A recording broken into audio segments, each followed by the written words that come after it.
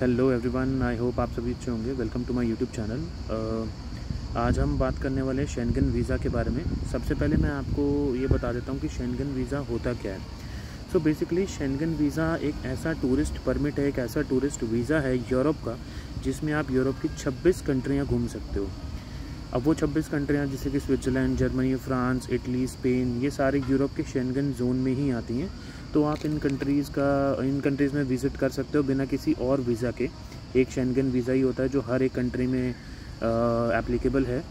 उसके अलावा जब भी आप ये शेंगन वीज़ा अप्लाई करते हो तो आपको कोई और वीज़ा लेने की ज़रूरत नहीं पड़ती। आप इसी वीज़ा के थ्रू जितने भी टाइम का आपको ये वीज़ा मिला है, आप उस बीच इन किसी भी 26 कंट्रीज़ में ट्रैवल कर सकते हो। उसकी लिस्ट मैं यहाँ पे डिस्क्रिप्शन में डाल देता हूँ, तो ये सारी कंट्रीज़ आप विज़िट कर सकते हैं। अब अगर मैं बात करूं शेंगन वीज़ा अप्लाई कैसे करना है, उसके लिए क्या क्या चीज़ों की रिक्वायरमेंट होती है, वो इस वीडियो में हम आज डिस्कस करने वाले हैं। सबसे पहले मैं आपको बता देता हूं कि शेंगन वीज़ा अप्लाई कैसे करना होता है। शेंगन वीज़ा अप्लाई करने के लिए आप इंडिया से अप्लाई कर रहे हैं तो VFS की वेबसाइट पर जाके आपको रजिस्टर करना है। उसके बाद आपको अपॉइंटमेंट लेना है। अपॉइंटमेंट लेके आपका जब विज़िट होगा वहाँ पे, तो आपको अपने डॉक्यूमेंट सबमिट करने हैं। डॉक्यूमेंट्स क्या क्या है वो मैं आपको आगे बताऊँगा। साथ में वीज़ा की एक नॉन रिफ़ंडेबल फ़ीस होती है। अगर वो अप्रूव नहीं होता है वीज़ा, तो वो फ़ीस रिफ़ंड नहीं होती है। तो ये प्रोसेस रहता है। अगर मैं बात करूं VFS की, तो VFS आपका जो दिल्ली में है वो शिवाजी स्टेडियम मेट्रो में आपको VFS का सेंटर मिल जाता है। वहाँ पे जाके आप अप्लाई कर सकते हैं। अब अगर मैं बात करें हम कि शेंगन वीज़ा के लिए क्या क्या चीज़ों की ज़रूरत है, तो इसके लिए दो कैटेगरी हैं। एक तो सेल्फ़ एम्प्लॉयड जो होते हैं और एक सैलरीड एम्प्लॉय जो होते हैं। अब सैलरीड एम्प्लॉयड किस तरह से शेंगन वीज़ा अप्लाई कर सकते हैं, प्रोसेस बिल्कुल सेम है। बस इसके अंदर डॉक्यूमेंट्स थोड़े से अलग हो जाते हैं। वो डॉक्यूमेंट्स क्या क्या है मैं आपको बता देता हूँ। सबसे पहला आपका पासपोर्ट। आप जब भी शेंगन वीज़ा अप्लाई करते हैं, आपका पासपोर्ट, इंडियन पासपोर्ट आपके पास होना चाहिए, जिसकी वैलिडिटी एटलीस्ट 3 महीने की होनी चाहिए। उसके अलावा आपको डॉक्यूमेंट की ज़रूरत पड़ती है आपकी बैंक स्टेटमेंट। बैंक स्टेटमेंट जब आप देते हैं तो आप 3 या 6 महीने की बैंक स्टेटमेंट इसमें लगा सकते हैं, जिसमें प्रूफ ऑफ फंड होता है कि आप जो ट्रैवल कर रहे हैं उसके लिए सफिशिएंट फ़ंड आपके पास है। और जब आप वापस इंडिया आ जाएंगे तो भी आपके पास अपना आगे का टाइम गुजारा करने के लिए भी आपके पास फ़ंड्स अवेलेबल हैं। तो बेसिकली एम्बेसी में बैंक स्टेटमेंट इसलिए मांगी जाती है। और दूसरा, आपकी सैलरी चेक करने के लिए जो भी आप सैलरी स्लिप्स दे रहे हैं या जो भी डॉक्यूमेंट आप दे रहे हैं प्रूफ ऑफ फंड के, वो वैलिड हैं या नहीं हैं, वो आपके लिए वो एम्बेसी के लिए बहुत इंपॉर्टेंट होता है चेक करना। तो सबसे पहला मैंने आपको बताया, आपके पास पासपोर्ट होना चाहिए जो कि 3 महीने वैलिड है। दूसरा, आपका 3 या 6 महीने की बैंक स्टेटमेंट। उसके अलावा आपके पास पिछले 2 साल की, वैसे 3 साल के आप लगाएं तो ज़्यादा बेटर है, लेकिन 2 साल की ITR भी होनी चाहिए। ITR आप फिल कर सकते हैं। अगर अभी तक आपने नहीं करी है तो इस करंट फाइनेंशियल ईयर की कर दीजिए, और पिछले फाइनेंशियल ईयर की आप एक पेनल्टी पे करके ITR फिल कर सकते हैं। उसके लिए मैं एक सेपरेट आपके लिए वीडियो बना दूंगा। उसके अलावा आपको देना होता है आपकी salary slip. Last 3 salary slips आपने लगानी होती है, और वो आपको अपनी कंपनी से मिल जाती हैं। वो PDF फॉर्मेट में होती हैं। उसका प्रिंट आउट निकाल के आप उसको भी सबमिट कराएंगे। साथ ही साथ एक NOC, जितने भी एम्प्लॉयड होते हैं, जितने भी सैलरीड लोग हैं, उनको एक NOC चाहिए होती है। NOC होती है आपकी ऑर्गेनाइजेशन, आपकी कंपनी जहाँ पर भी आप काम कर रहे हैं उनकी तरफ से।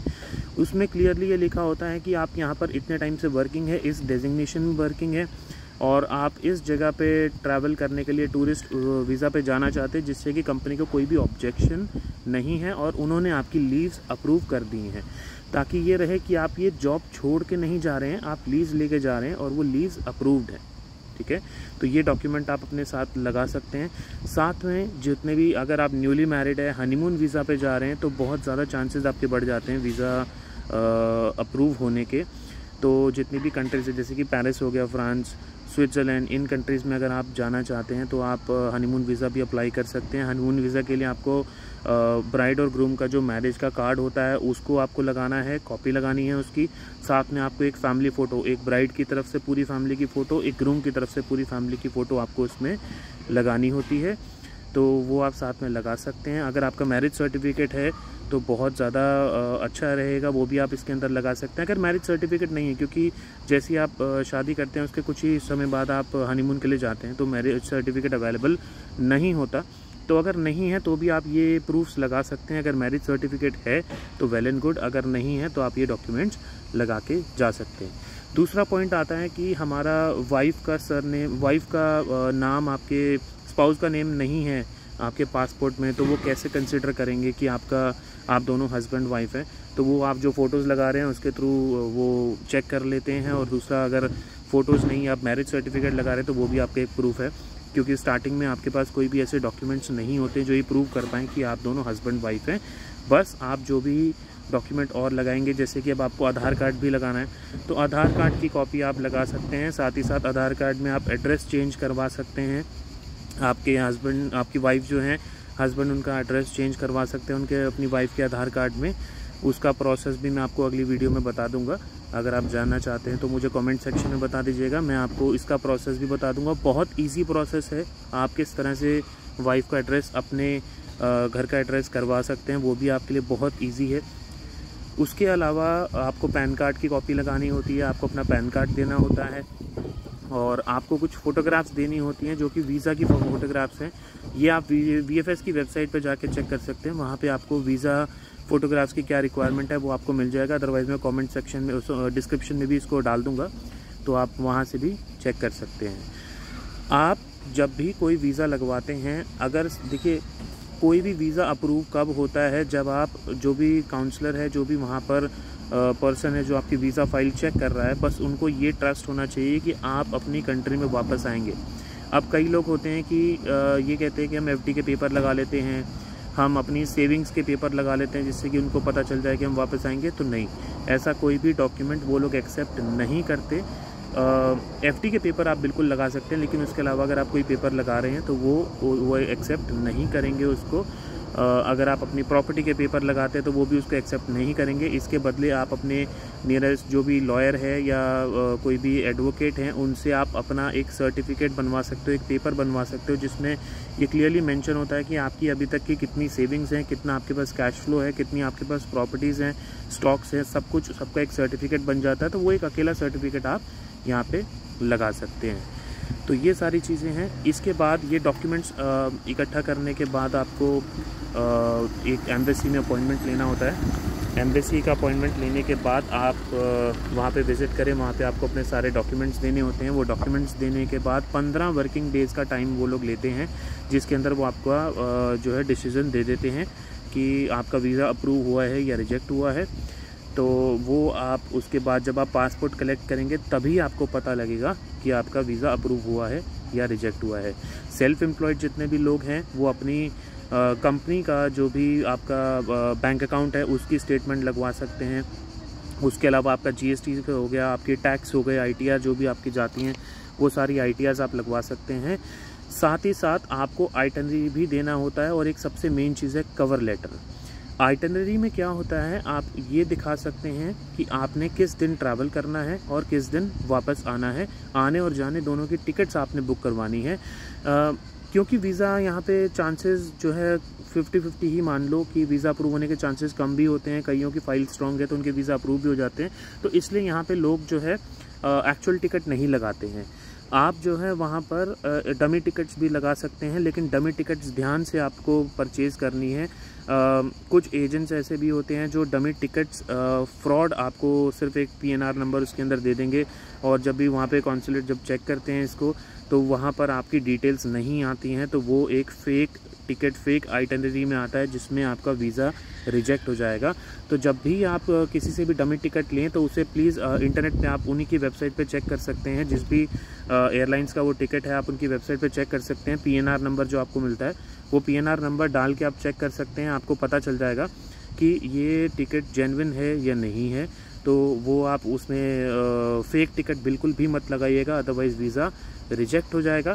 साथ ही साथ आपको वहाँ पे रहने के लिए, जैसे कि कोई होटल हो गया, Airbnb हो गया, ये भी आपको बुक करवाना है।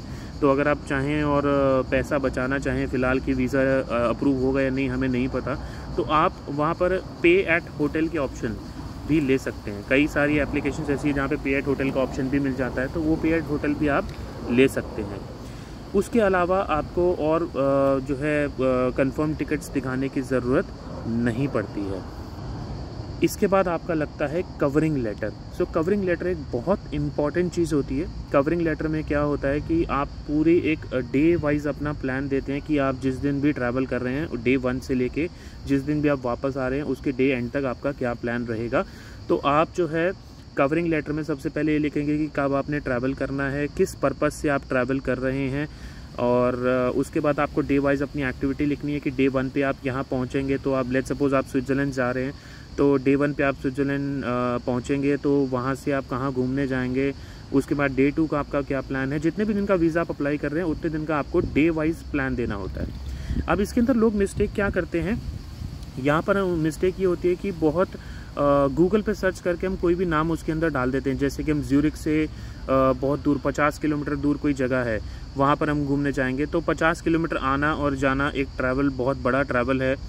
नो डाउट वहाँ पे जो है कन्वेंस बहुत अच्छे हैं, आपको आसानी से ट्रेन बसेस सब मिलती हैं, लेकिन स्टिल 50 किलोमीटर आना जाना, अगले दिन फिर आप नेक्स्ट डे 50 से 60 किलोमीटर या 100 किलोमीटर का ट्रैवल कर रहे हैं, फिर तीसरे दिन आप और ज़्यादा ट्रैवल कर रहे हैं, तो ये आपका स्केड्यूल बहुत हेक्टिक हो जाता है। तो इसमें भी वीज़ा जो अप्रूव करने वाले हैं, जो वीज़ा फाइल आपकी चेक कर रहे हैं, उनको एक डाउट हो जाता है कि इतना ज़्यादा ट्रैवल ये कैसे करेंगे। तो वहाँ पर भी आपके वीज़ा रिजेक्ट होने के चांसेस बढ़ जाते हैं।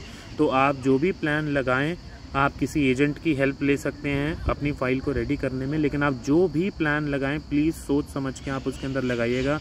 आप हार्डली 10-15 किलोमीटर का ट्रैवल दिखा दीजिए, बहुत अच्छा है, लेकिन अगर 100 किलोमीटर 150 किलोमीटर रोज़ आपका ऐसा ही ट्रैवल होगा तो एक नेगेटिव पॉइंट बन जाता है। साथ में जो भी आप ट्रैवल दिखा रहे हैं, जो भी आप अपनी कवरिंग लेटर में दिखा रहे हैं, उसमें थोड़ा रेस्ट भी रखिएगा।